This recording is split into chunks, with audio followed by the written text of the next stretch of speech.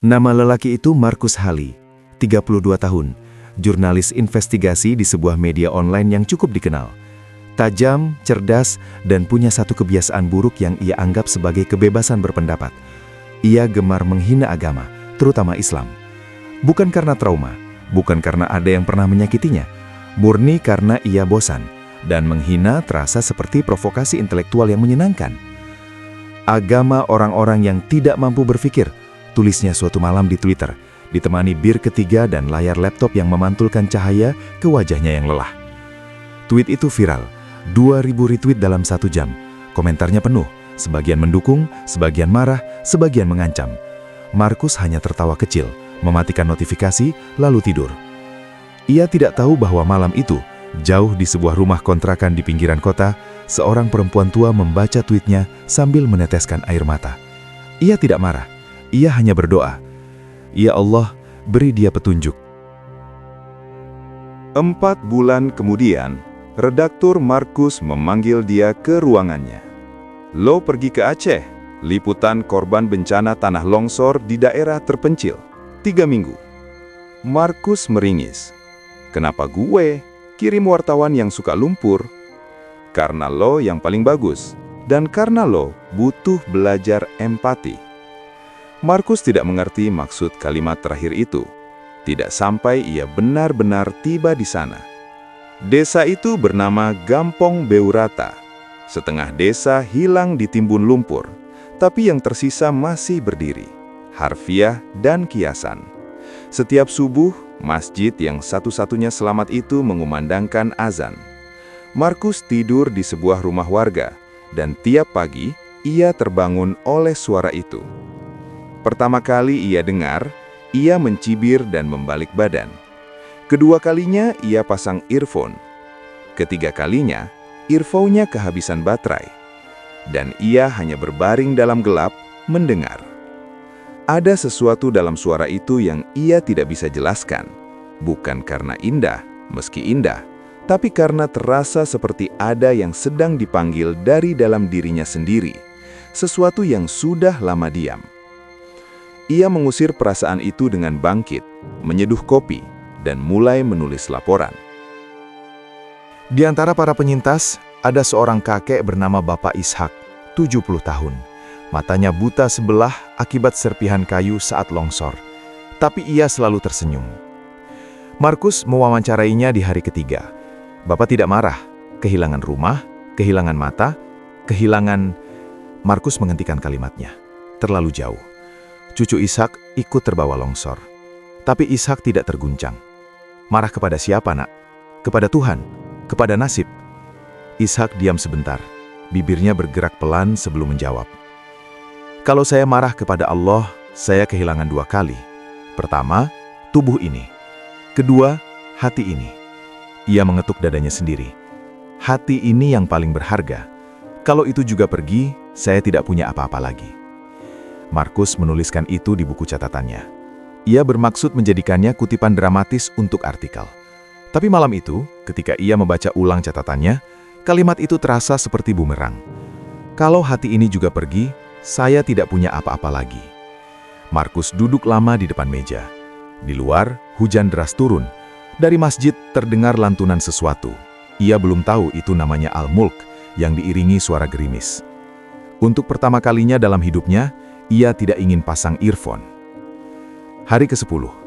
Markus sedang membantu warga menyingkirkan reruntuhan, bukan karena ditugaskan, tapi karena ia tidak tahan hanya menonton.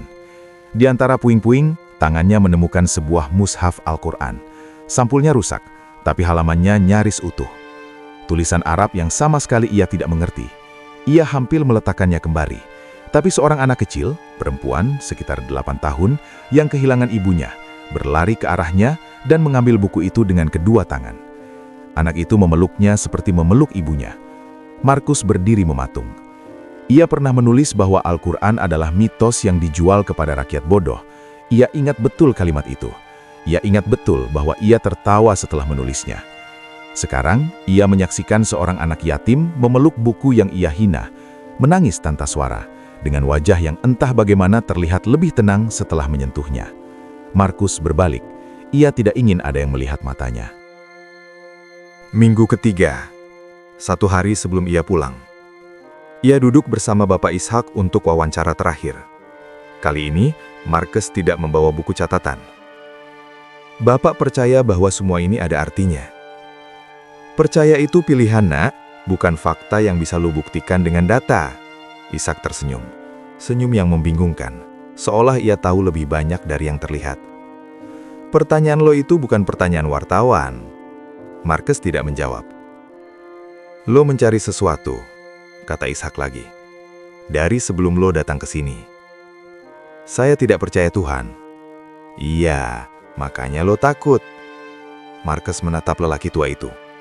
Takut apa? Takut kalau ternyata dia ada. Karena kalau dia ada, lo harus bertanggungjawabkan semua yang sudah lo ucapkan. Sunyi.